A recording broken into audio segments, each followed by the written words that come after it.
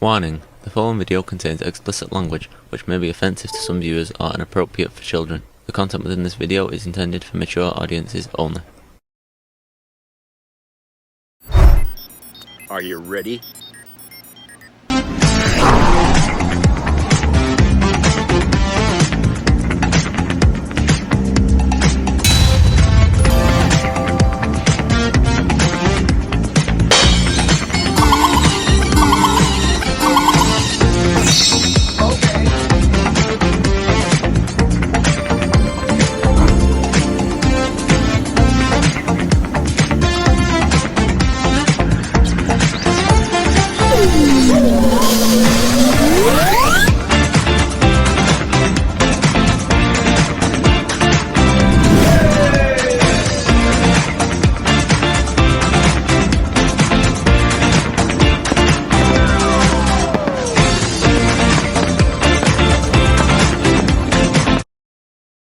Hey everybody, it's Jeff.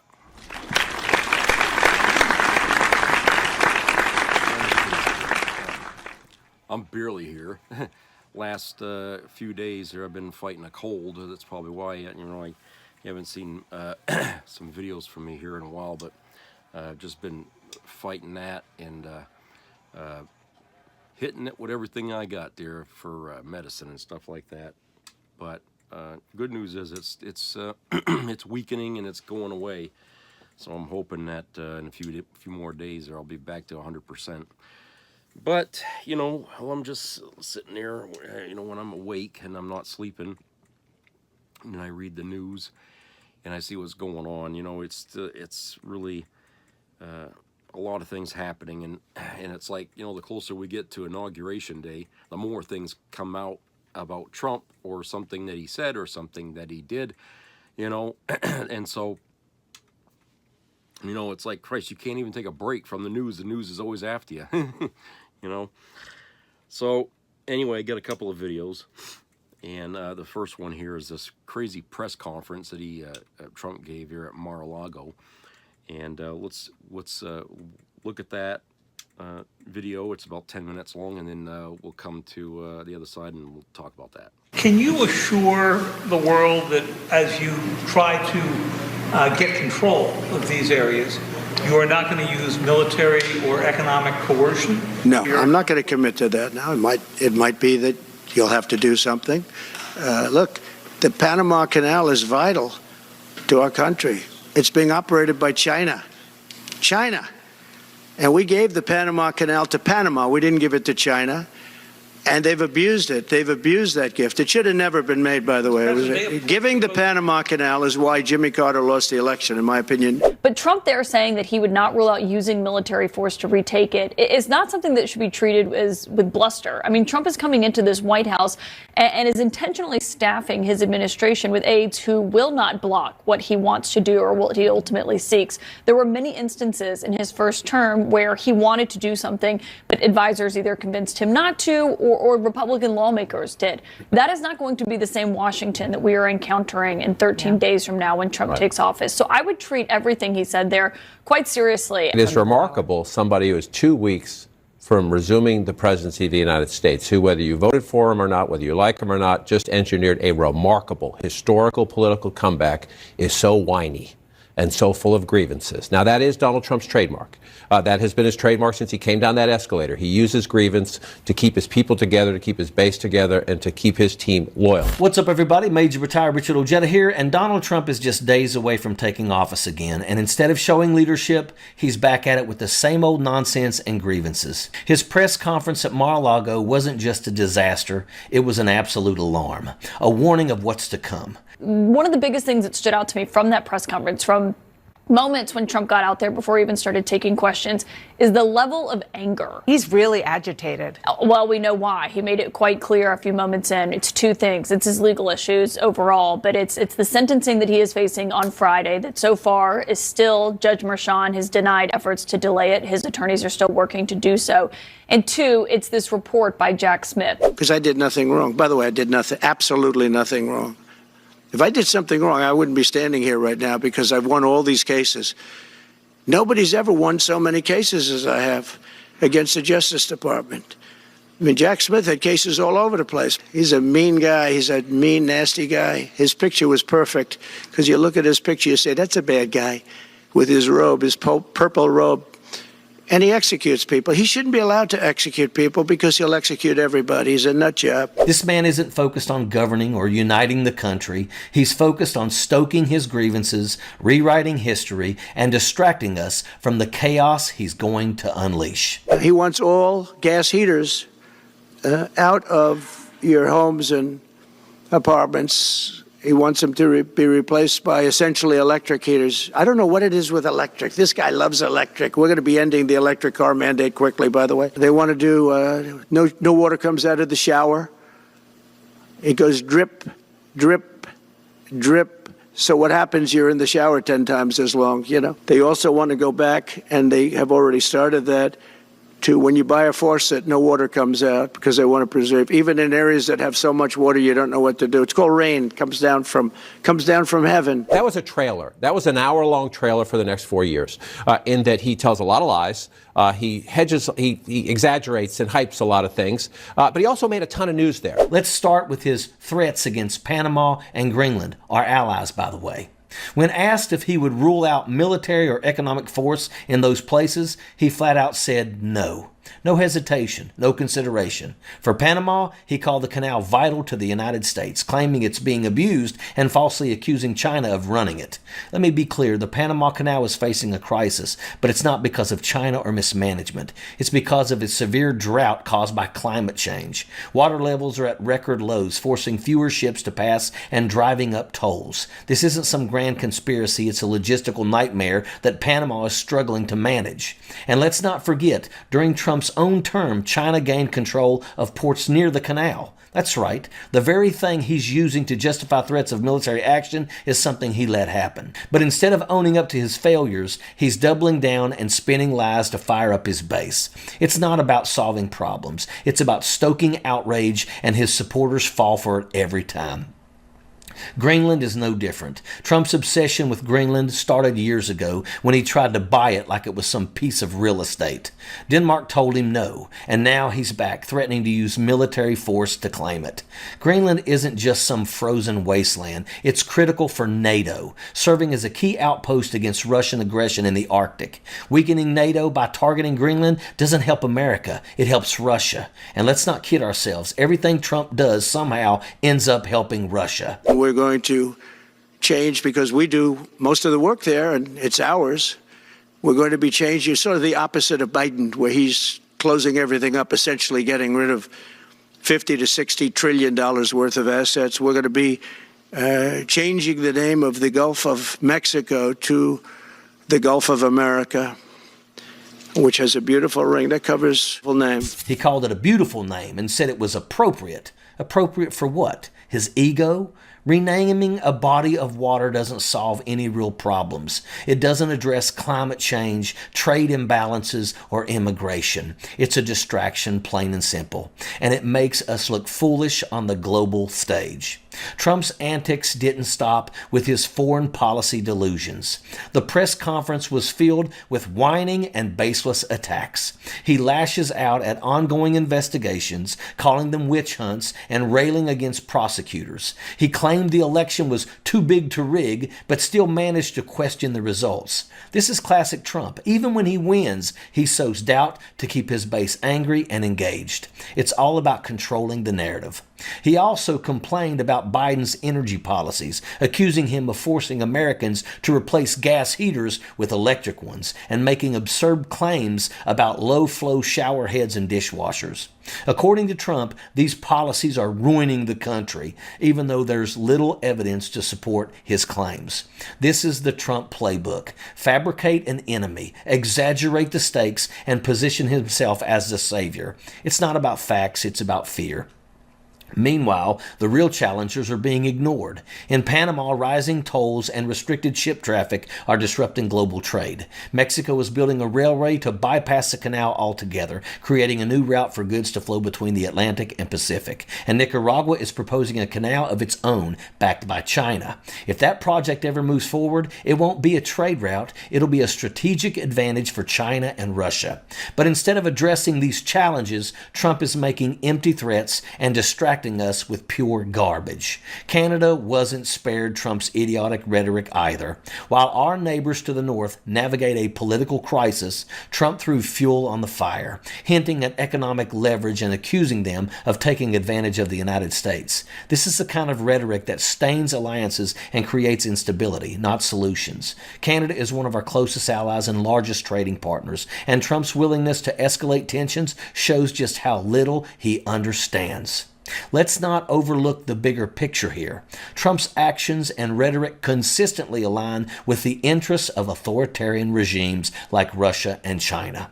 His threats against Greenland weaken NATO. His saber rattling over Panama creates openings for Chinese and Russian influence. And while he's distracting us with these stunts, China and Russia are working together to build new trade and military routes, like the proposed canal in Nicaragua. These moves threaten U.S. interests, but Trump always is too busy playing the victim. And then there's Elon Musk, who's quietly pulling the strings behind the scenes. Musk isn't just a tech mogul. He's a global power broker with ties to Russia and China. He's restricted the use of Starlink in Ukraine, favoring Russian military operations. He's working hand in hand with authoritarian regimes, supporting far-right movements in Europe and consolidating his control over global communication. Musk is the real puppet master here, and Trump is more than happy to play along because he needs Musk's influence and resources to stay relevant. These patterns of interference aren't coincidences. They're part of a larger strategy to destabilize democracies and consolidate power for the few at the expense of the rest of us. And Trump is a willing participant. His Project 2025 plan lays it all out. Authoritarian policies like internment camps, gutting federal oversight, and consolidating power in the executive branch. This isn't about making America great again. It's about power and control. And while Trump distracts his base with grievances and lies, Musk and others are working behind the scenes to reshape the world in their image. So what's the takeaway? Trump's press conference wasn't just a preview of the next 4 years. It was a wake-up call. A wake-up call to the dangers of grievance politics, authoritarian ambitions, and the erosion of democracy. Trump and Musk aren't looking out for America. They're looking out for themselves. And their grievances are about to become all of our reality. Trump's message was clear. He's not here to fix problems. He's here to create them.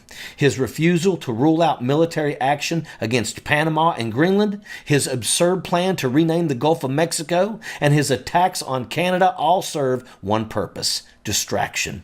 He wants to keep us focused on the noise while the real damage happens behind the scenes.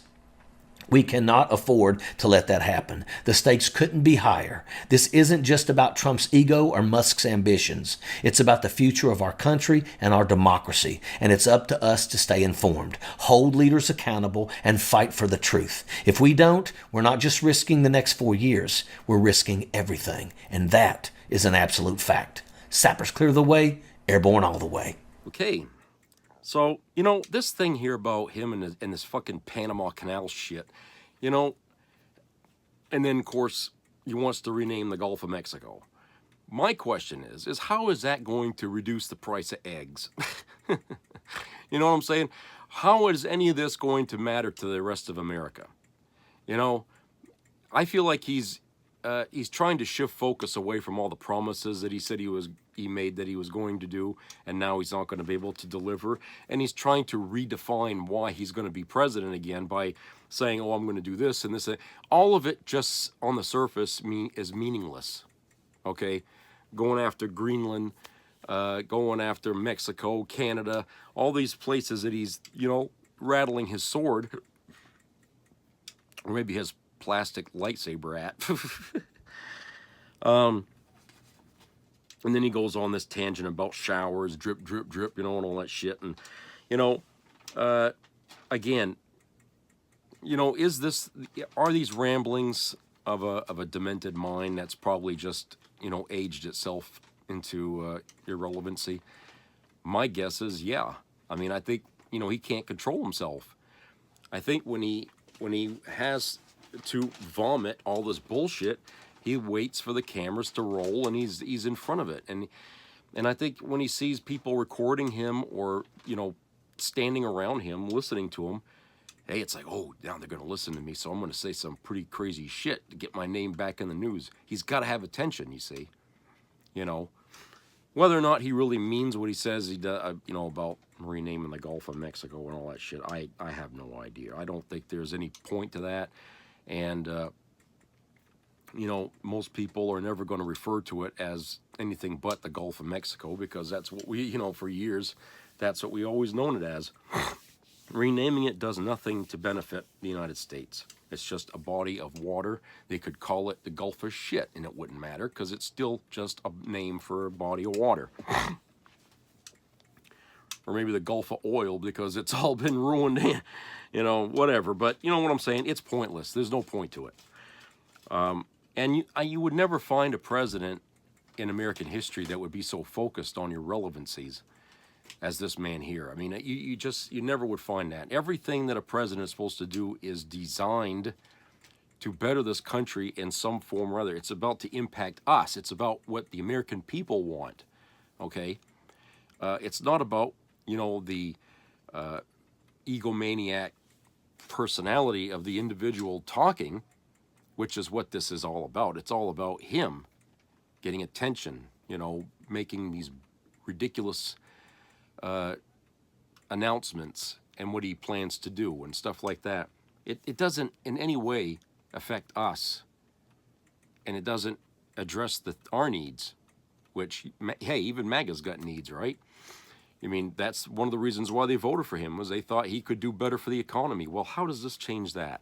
How does changing the Gulf of Mexico's name change or improve anything on that? It doesn't, okay? And the thing about Greenland, leave the country alone. What the fuck do they do to us? We're allies. What more do you need? You know, that to me has always been the best way to bring a country together, is instead of conquering other countries, just make trade agreements or something. That way both sides can have their government and you could still have the fruits of, you know, being allied to them. And whenever things happen, you help each other out.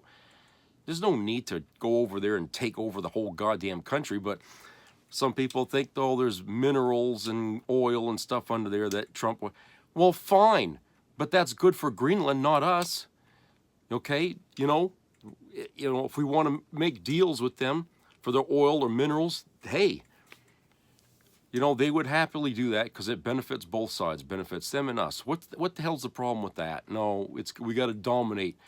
You know, Trump is so old school with that. Okay, so old school.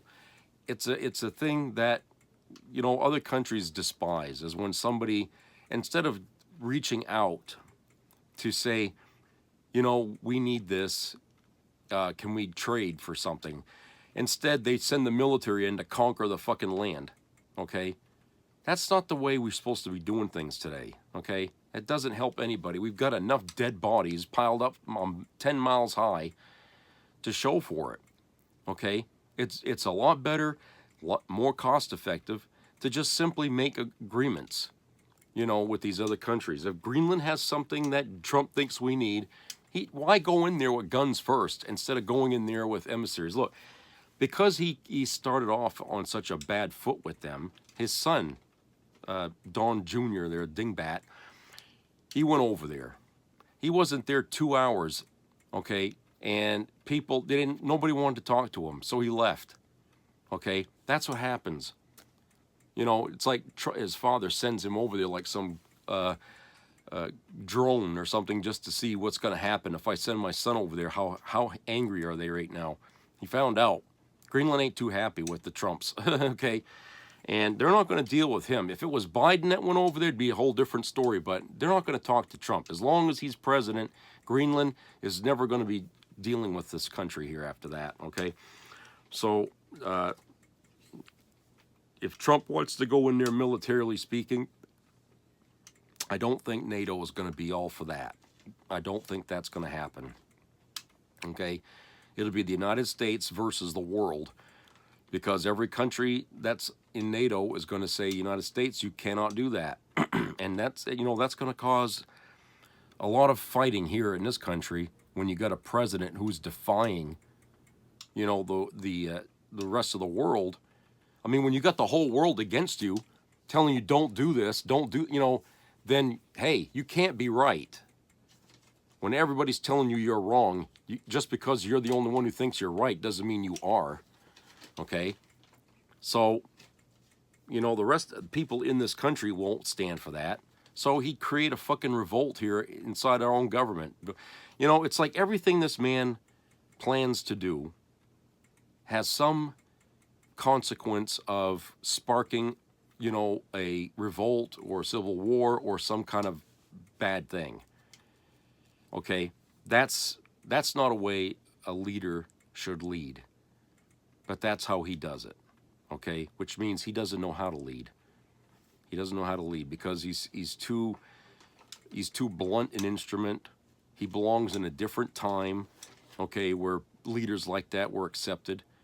Okay? He's really not all there at the age he's at right now, okay? And you know, he's only going to get worse from here on out. So at what point are we going to say, okay, enough, Trump, okay? You know, you're going to have to sidestep out of this thing here, or, you know, you're just going to have to resign, you know, because everything you do now is hurting this country's image. I mean, like, he could do any worse, but yeah, I mean, it's possible.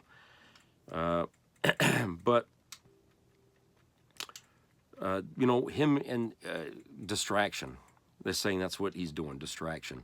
That could be, you know, one of the things. But I think, like I said at the beginning, you know, he's doing all this stuff, I believe, because he doesn't want people to think that he's going to do nothing. Because the things that he ran on, you know, when he was campaigning, okay, the things that he kept alluding that he wanted to do this or wanted to do that, but didn't actually lay out any fucking plan on how he was going to do things, okay, he knows MAGA's got that in their minds, that they're waiting and waiting and waiting to see what he's going to do, and he's not doing anything. He's not saying anything.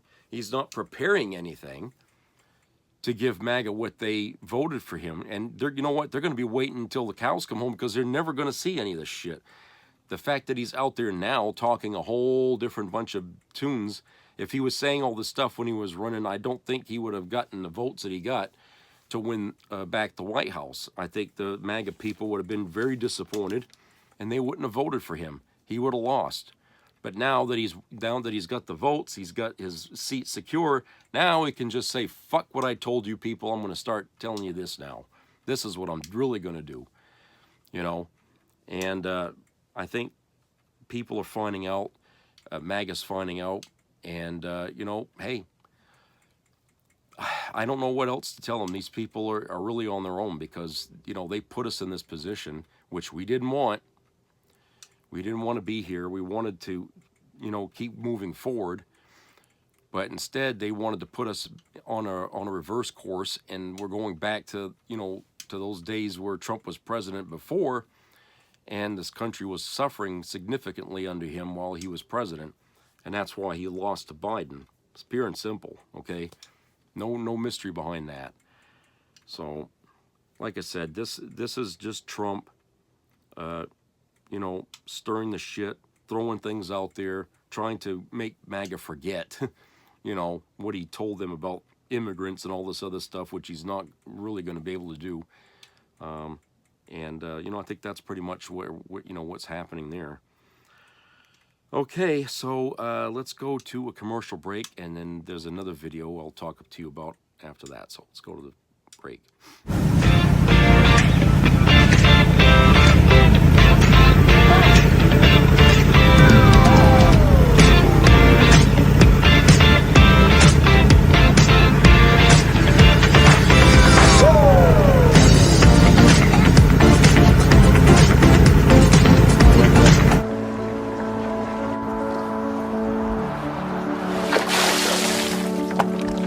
This is me.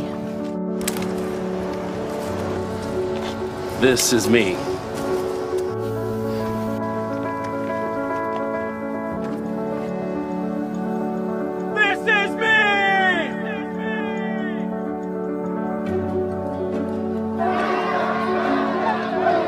This is me. I'm Alex Curtis. I'm a lobsterman in Maine, and this is me. I'm Ruth McLaughlin, and this is me. I'm Eric Hopkins. I'm an artist, and this is me. This is me. Me. This is me. This is me. This is me. At the end of the journey, the main thing is you, original.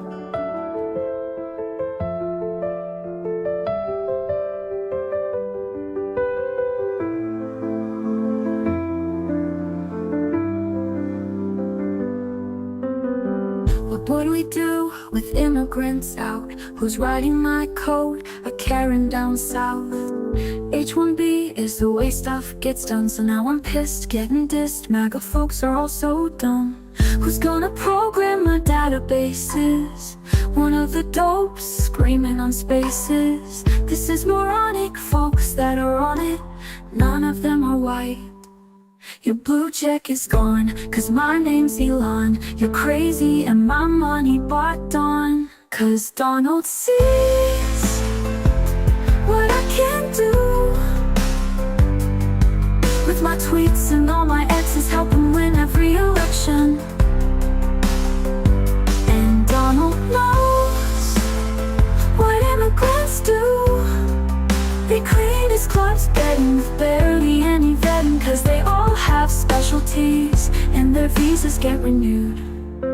Where else do you find people who don't mind doing all the work of four white guys combined and working long hours, no time to unwind?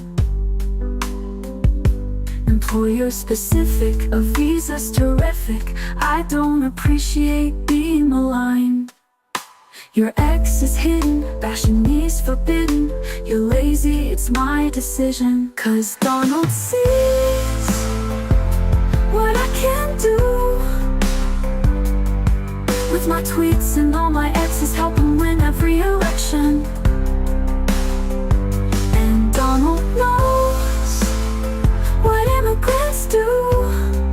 They clean his clubs, bedding with barely any vetting. Cause they all have specialties and their visas get renewed. All of Trump's supporters call for some order, but that was on lips, not my people crossing borders. If I lose all of them, no more cars will be bought here. Cause Donald sees what I can do with my tweets and all my exes, help him win every election. And Donald knows what immigrants do. They clean his clubs, bedding with barely any vetting. Cause they all have specialties and their visas get renewed.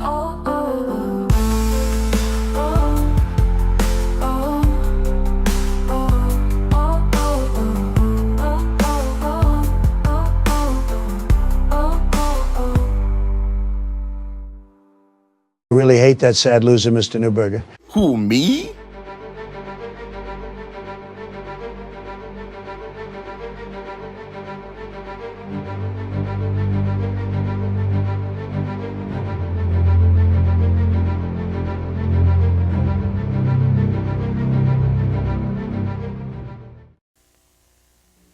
Be a part of the entertainment value of a lifetime.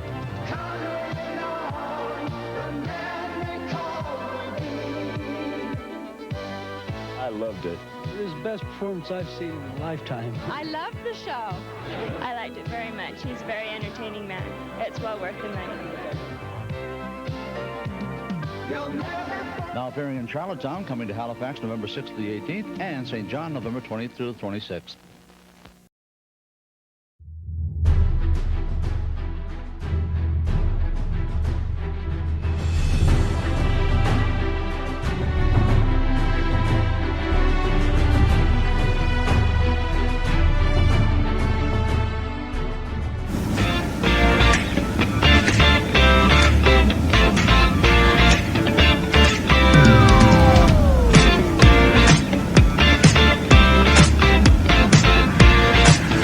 right, welcome back.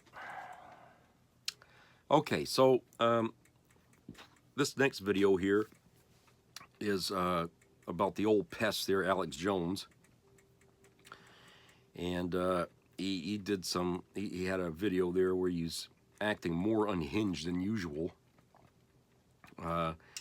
Basically kissing up to Elon Musk.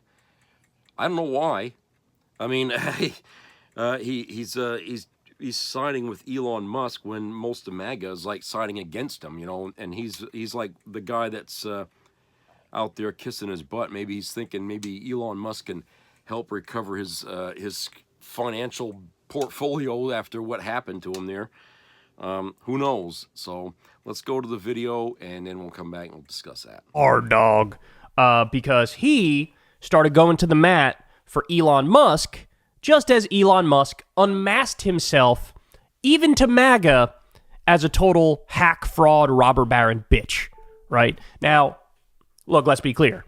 Some of us were ahead of everybody else about Elon Musk, right? Some of us were saying deport him before it was cool. Some of us were calling him an oligarch, billionaire, robber baron, welfare queen immigrant before anybody else was. But listen, if you finally get to the right place, good. God bless you. Appreciate that, right? But this is who he is, right? And this is always who he's been.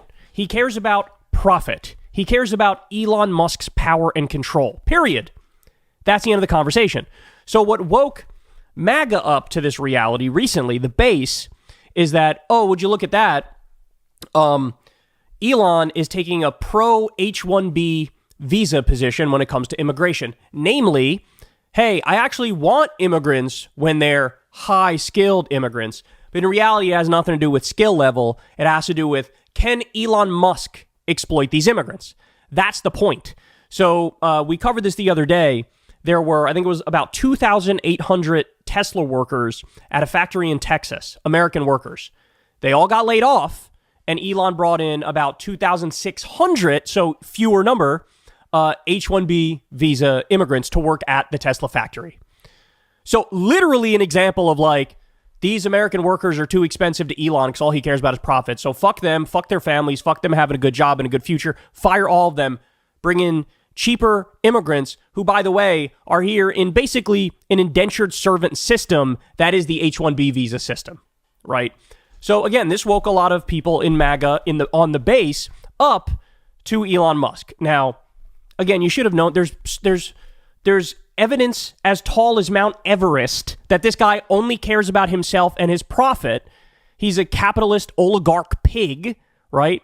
But at least because this issue has to do with immigration, all of a sudden, many in the MAGA base were like, oh, maybe it's not such a great idea to have this guy basically be the shadow president. Well, Alex Jones is a little sycophantic bitch. So he sees all of the power and all of the influence among both Trump and Elon, and he's trying to snuggle up to them to maintain his relevance, right? And so he is meat riding Elon with the worst of the meat riders at this point. So he comes out and says the following: Elon is getting a lot more done. Elon is getting more done in the fight against the neoliberal globalist tyranny than anyone except for Donald Trump in the last 100 years. Elon Musk is the game changer. I am proud to back the 95% of Musk agenda that I know is dead on. Now remember, guys, he comes out and he says this at the exact time that we learned how all he cares about is profit. He's literally replacing American workers because he thinks they're too expensive with foreign indentured servants. This is when he chooses to go to the mat for Elon Musk at this point in time, right? And so guess what? His audience, not too happy with him, right? Not too happy with him. So he starts crashing out. Now, by the way, we said Ozempic Jones. Yeah, you're going to see here. Man, he's lost a lot of weight in a very, very short time span. What the hell? And he's exposing Jeffrey Epstein and the CIA. Hell, last week he put out tweets about the CIA at war with America. God almighty. Jones sold out retweeting that. God, I apologize to all of you. I'm sorry. I sold out. I tried to stop the pedophile rings, the giant Muslim kidnapping rings. I'm sorry. I kissed Elon Musk's ass. We're were so close to getting the globalists. I want their throat. I want victory. And now you can see it. And you guys think you're going to harass Elon Musk and push him off of supporting Trump and divide Trump and Elon? You're not. We have already beaten your ass. Oh, let's continue. I mean, so this is just humiliating. That goes without saying, right? Let me ask Alex this question. How is Elon Musk not a globalist?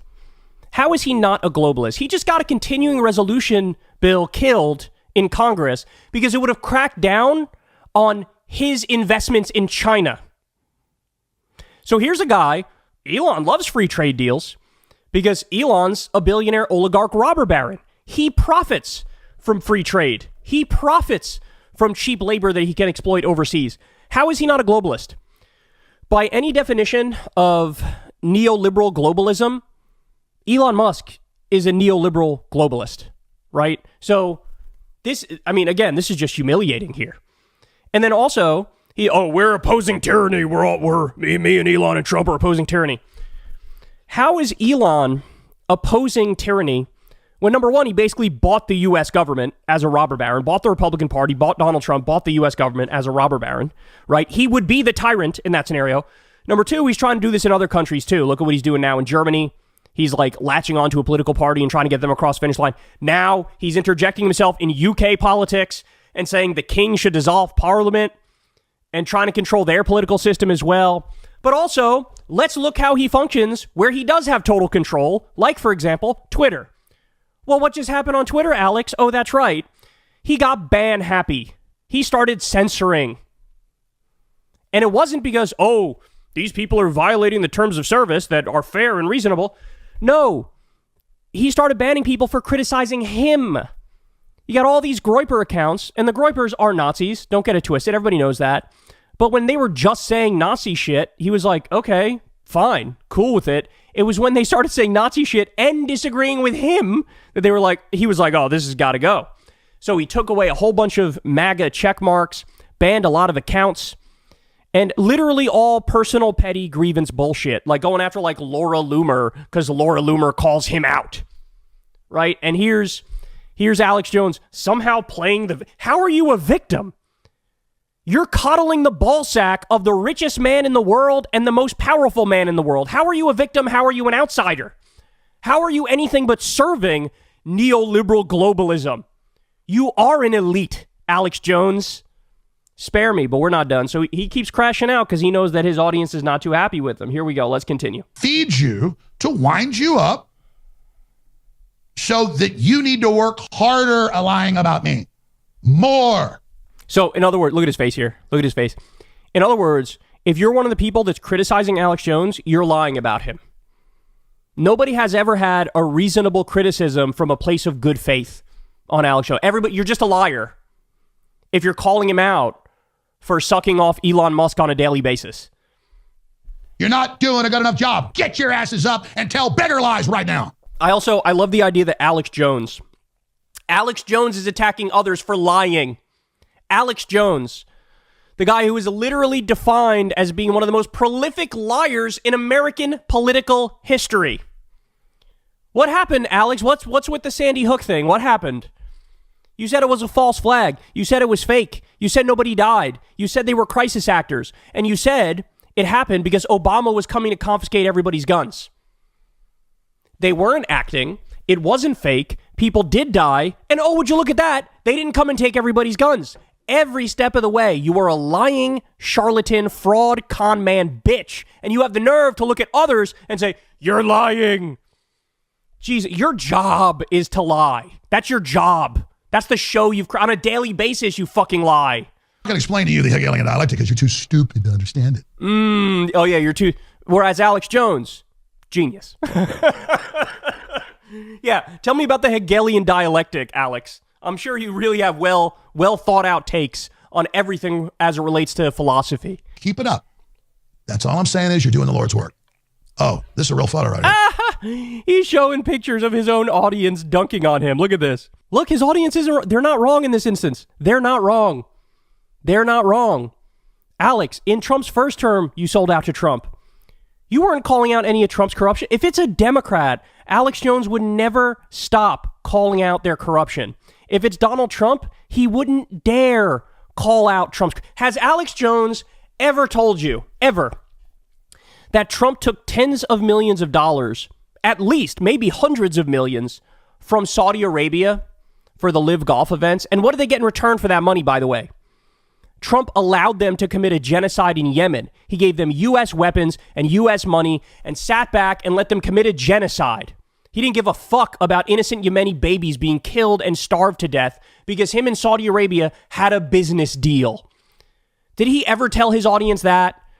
Never. He never told them that. Did he ever tell his audience that Trump took $100 million from Miriam Adelson and $200 million from Sheldon Adelson, and that Trump gave away the Syrian Golan Heights to Israel, let them just steal it for that money? The most brazen corruption I've ever seen in my life. Did Alex ever tell you that Trump didn't divest from his businesses his first term in office, which is something he's legally required to do? Did he ever tell you that Trump made $160 million from foreign countries as president?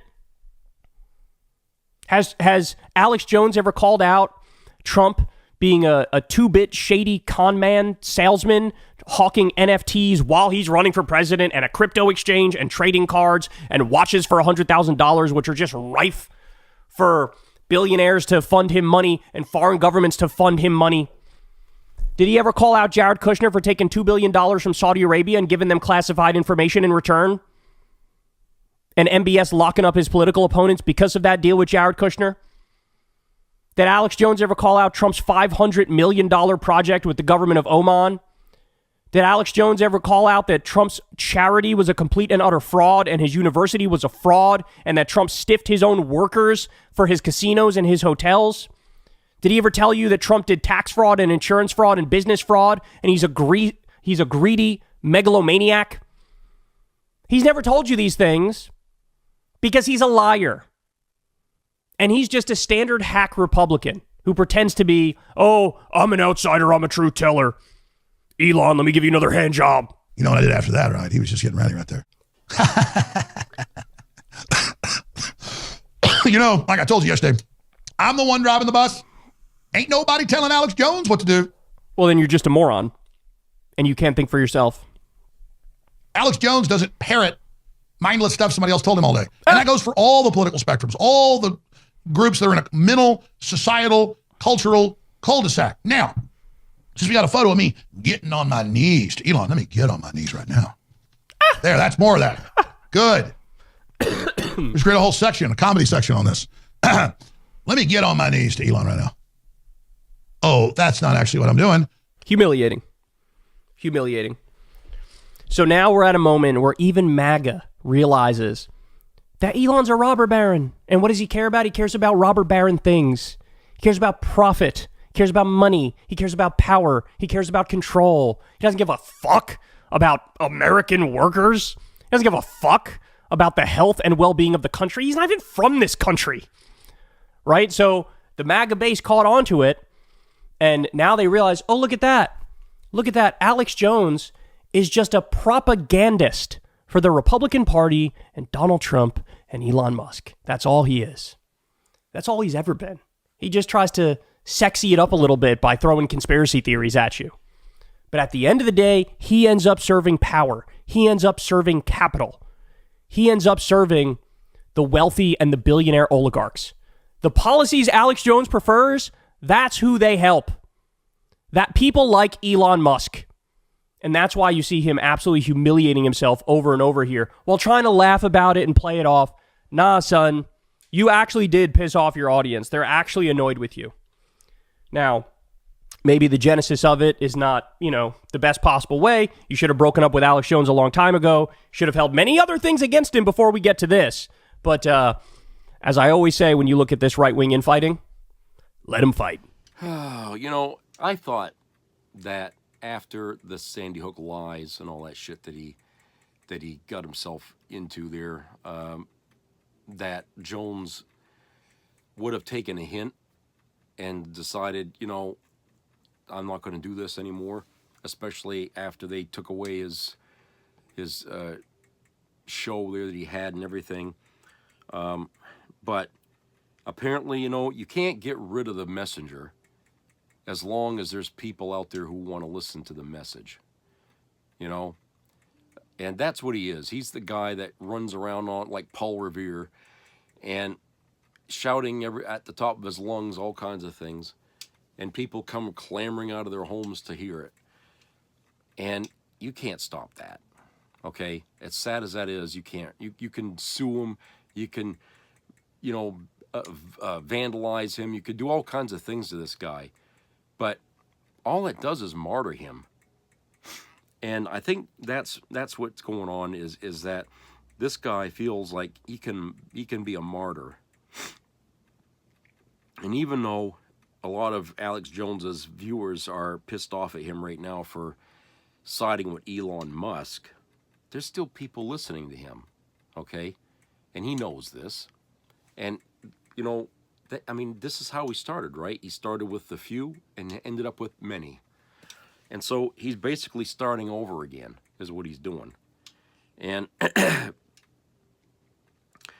by going after him the way they did, I mean, yeah, I mean, it was right for the families of Sandy Hook and all them to go after this fucker, but if they thought it was going to stop him or shut him up, you know, I could have told him right from the get-go, no, he'll just find another way to get his mouth out there, because that's what he does. That's what he is, you see. Some people are born to be this way, you know, and if they're not doing that, they're causing trouble in other ways, you know, and you know, him running his mouth is the easiest thing for him to do, and he knows he can make money doing that, and so, hey, he doesn't have to sweat to do that to make money, you know what I'm saying? So he'll just keep right at it, you know, and then he'll step into some other mess, and then he'll, you know, go all through this again. But that's the kind of guy he is. I mean, I could name a lot of people who cannot do anything else in their life except just be in front of a fucking internet camera or something and just go crazy like he does, okay? Because they're mentally unbalanced in some way, and they need that attention. I mean, we make fun of, you know, girls online like OnlyFans doing things for money and attention, but you know what? That isn't just a kid thing. We got adults out there doing the same goddamn thing, okay? And the men, it's not so much they're exposing themselves, they're just exposing their intellectual lack of intellectuality, okay? That's what they're doing. And so it's a very weird phenomena when you think about it, that people really will drop all the pretense that we put up when we're in public to respect decorum, manners, and things like that. We throw that off when we get on the internet and stuff, and we're doing recording ourselves. And as you can see, Alex Jones, yeah, he lost some weight, big deal. Okay, I'm gonna move this here to the side for a second. Ozempic is for diabetes. Okay, let me get that to the people out there who's using that for weight loss. It's not for weight loss. Weight loss is a side effect of taking that. But Ozempic was designed to help diabetes. And now people are getting sick from taking that.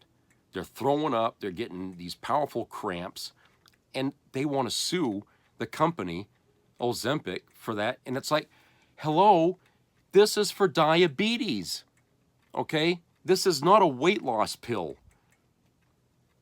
But for some reason, it's just like you know, Viagra was meant for you know, people with heart conditions and stuff, but it found out to give you an erection.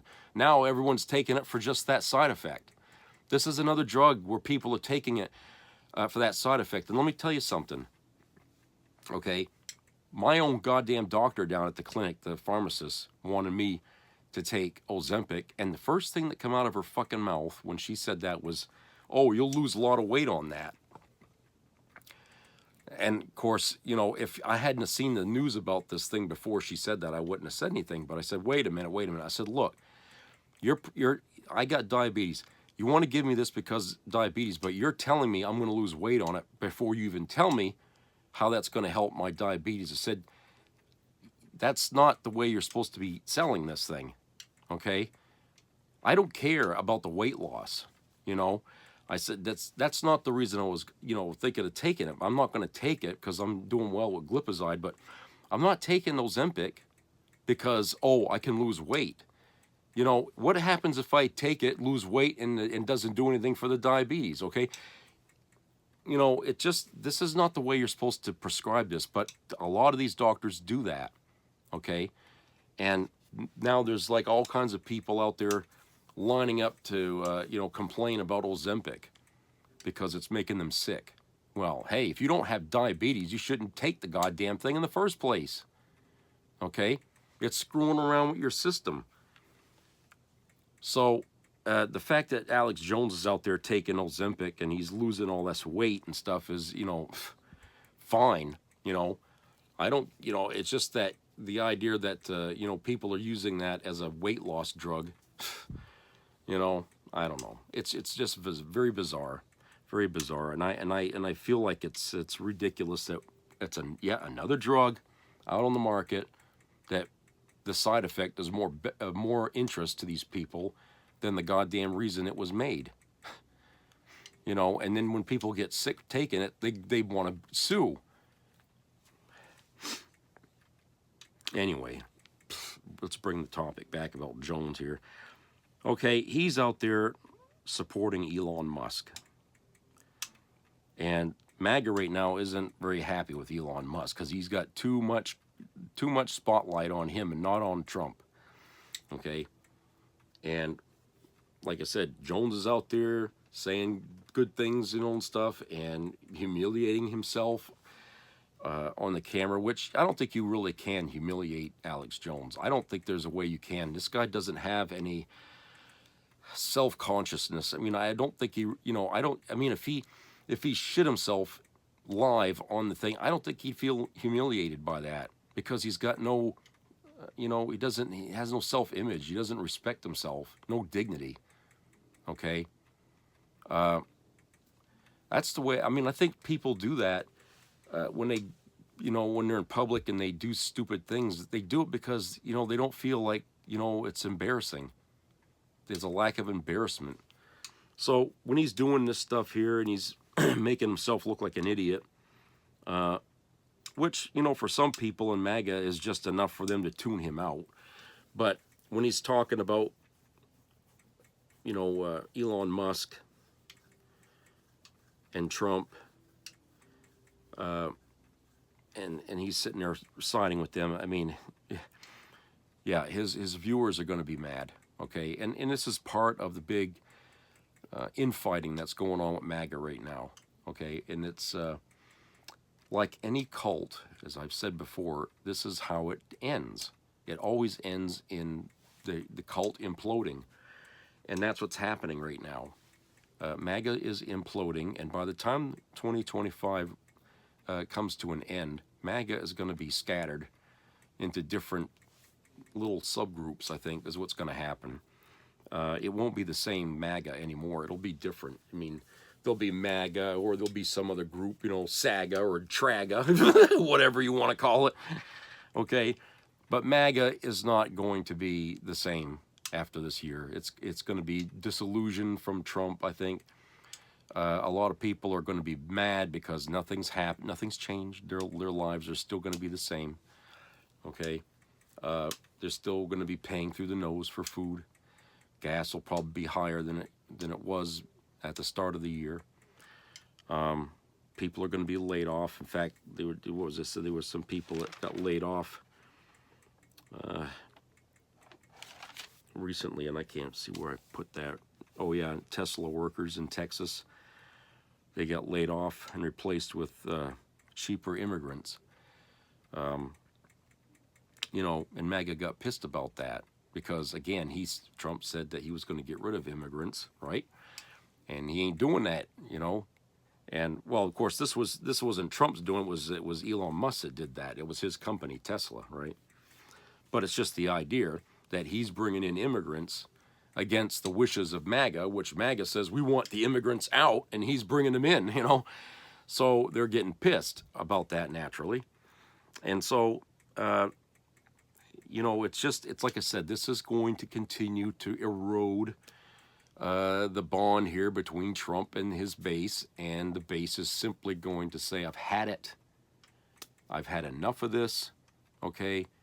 I should have listened to the Democrats. I should have voted for Kamala, okay? I should have, okay? That's what you're going to be hearing from them. And so by the time 2025 ends, I mean, Trump's going to be lower than snake piss as far as his approval numbers go, okay? And that's pretty much where he'll be when he left it the first time when he was president.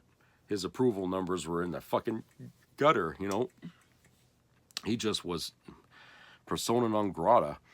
And this is where he's going to end up again. How many times do we have to prove to people that he's just not presidential material? Okay, the fact that, you know, oh, he's now officially a felon, okay, which, hey, you didn't have to make it official. We already know he's a felon. He's a felon many times over. But now that, you know, he's labeled a felon and he's going to go in the history books as the first felon that is elected president in this country, which goes against the whole fucking system of how we select leaders, you can't erase that stain. Okay, you can't erase that.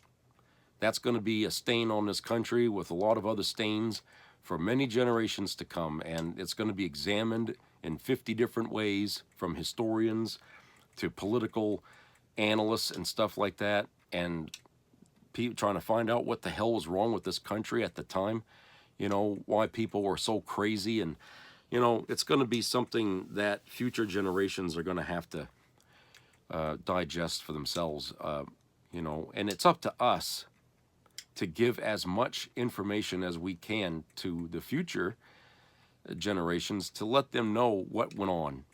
Give them all the information, all the detail, all the historical references we can, so we can give them the tools in order to understand where we went wrong, and so that way they don't make those same mistakes again. Because I don't know what's going to happen in the next 4 years in this country, or what kind of country we're going to have left after those 4 years. But if there is still a United States standing, it won't be the same as it was before Trump got back in there again. And if they're going to have to repair it, they're going to need to know how to go back and undo this shit. So it's very important that we inform the future as to what the hell went on, why Americans were so gullible, for a lack of a better word, you know, how the hell did a used car salesman essentially swindle the entire country into voting for him, not once but twice? Okay. That there's a lot to learn from that. I really believe there is. Okay, so that's it for today. I hope everybody has a great rest of the week. So subscribe, comment, and share. Keep your ears open for any health-related issues. And, you know, try and be nice out there. Be careful, you know, wherever you are. And hope the people in Los Angeles and the fire and all that they're hanging on, and wish them, you know, all the luck in the world to restart their lives. So take care, everybody. I'll talk to you later.